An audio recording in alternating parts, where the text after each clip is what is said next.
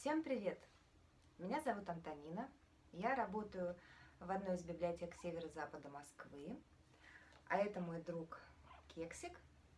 И он сегодня пришел к нам послушать сказку о своей подружке, тоже морской свинке, которую зовут Рози.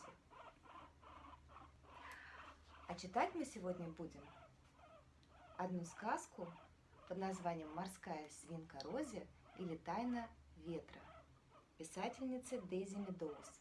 Это книга из цикла волшебных рассказов о зверях, об обитателях тайного леса. Итак, начнем. Хранить умеешь тайны? А ну-ка, поклянись. Есть заповедный лес, где скачет рыжий лис. Сквозь древний дуб ведет тропа. За мной туда, скорей! Там волшебство, там чудеса, мир сказочных зверей. Вот такое волшебное начало нашей сказки. Давайте начнем. Глава 1. Голди возвращается. Лили Харт ждала свою лучшую подругу, Джесс Форестер, у входа в лечебницу. На руках у девочки сидела морская свинка. Стоило Лили погладить зверька по шоколадной шерстке, он тут же закрывал глазки. «Ты уже совсем спишь, Коко», – мягко сказала Лили, увидев, что свинка снова щурится. За симпатичной рощицей в глубине сада родителей Лили стоял сарай. Мистер и миссис Харт устроили в этом сарае ветеринарную клинику «Лапа помощи», где помогали всем животным, попавшим в беду. А Лили с Джесс просто обожали животных и в свободное время помогали взрослым. Дверь в доме через дорогу распахнулась, и на улицу выбежала девочка со светлыми кудряшками. «Джесс!» Вскоре они сидели вместе и гладили захворавшую морскую свинку. «Лапка у Коко быстро зажила, правда?» – заметила Джесс. «Ей очень повезло», – кивнула Лили. «Наверное, у нее хозяин, но пока на объявление никто не откликнулся». Они зашли в сарай. В одной клетке сидел кролик с перевязанным ушком и жевал салат. В другой, свернувшись калачиком, спал маленький крот. Джесс открыла дверь пустой клетки, и Лили аккуратно положила туда Коко. Морская свинка пискнула, забилась в уголок и закопалась в свежей опилке. «Я сначала подумала, что она просто устала», – вздохнула Лили, но потом поняла, что с ней что-то не так. Хотелось бы знать, что именно. И мама с папой пока тоже никак не разберутся. А ведь они знают про животных почти все, заметила Джесс. Мистер и миссис Харт были ветеринарами. «Может, она просто скучает по своему хозяину?» – предположила девочка. Накануне девочки весь день расклеивали объявления о найденной морской свинке. Они обошли все дома в деревне и спросили у каждого жителя, не убежала ли у кого морская свинка. Нет, ни у кого не убежала. И пока хозяин свинки не нашелся, девочки решили назвать найденыша Коко, а родители Лили согласились оставить ее в больнице. Лили закрыла клетку и прислушалась. «Слышишь?» Она посмотрела на Джесс. Кто-то мяукнул.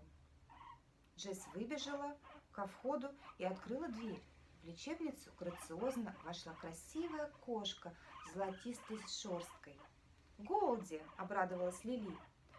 Голди была волшебной кошкой.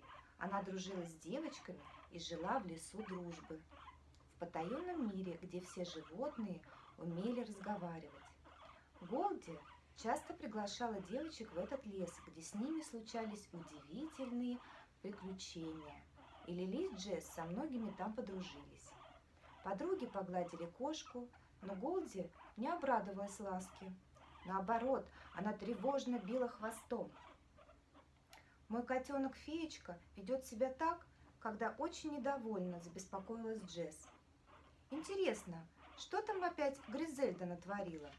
А Гризельда была злой ведьмой, которая хотела выгнать всех жителей, всех животных и стать в лесу полноправной хозяйкой.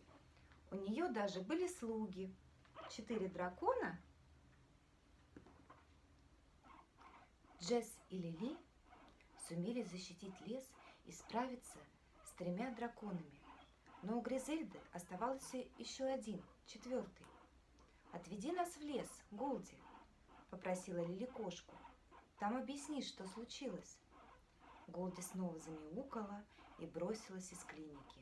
Лили и Джесс поспешили за ней и по камешкам через веселый ручей выбежали на Золотой луг. В центре стояло дерево дружбы. Ветви его были сухими, но стоило кошке к нему подбежать, дерево ожило, и на ветвях набухли почки, а из них выросли листья, такие же зеленые, как глаза Голди. В желтых цветах у подножья дерева зажужжал шмель. На ветвях тут же запели птицы. «Ух ты!» — улыбнулась Лили. «Сколько уже мы видели это, а все равно каждый раз удивляемся. Волшебство!» Голди дотронулась до слов, вырезанных на коре, и девочки взялись за руки и громко прочитали хором: «Лес дружбы». В стволе появилась дверь. Джесс взялась за ручку в форме листика и открыла ее. Из-за двери полился золотой свет. Затанцевали ослепительные лучи. Голди ступила внутрь. Взволнованные девочки вошли следом за ней и почувствовали, что кожа щекотна, как от пузырьков в лимонаде. Это происходило от того, что они немного уменьшились в размере. Но когда золотистый свет погас, девочки ахнули. В лесу дружбы обычно было тепло и солнечно, но сегодня все оказалось совершенно по-другому. Деревья гнулись от напора ветра. Ветви ломались, в воздухе носилась листва и лепестки цветов. С неба хлестал дождь, на земле пузырились лужи. «Что происходит?» — крикнула Лили, убирая мокрые волосы с лица. «Ураган!» Голди попыталась перекричать вой ветра. «Такого у нас еще не было!» Голди могла разговаривать с девочками только в лесу дружбы. Здесь она была почти с них ростом, чуть ниже плеч. Лапой Голди придерживала свой сверкающий шарфик, чтобы его не унесло. Девочки прижались к стволу, чтобы их не сдуло. И Джесс крикнула Голди: «Что случилось с лесом дружбы?» А что случилось с лесом дружбы дальше, вы узнаете, когда прочитаете эту книгу.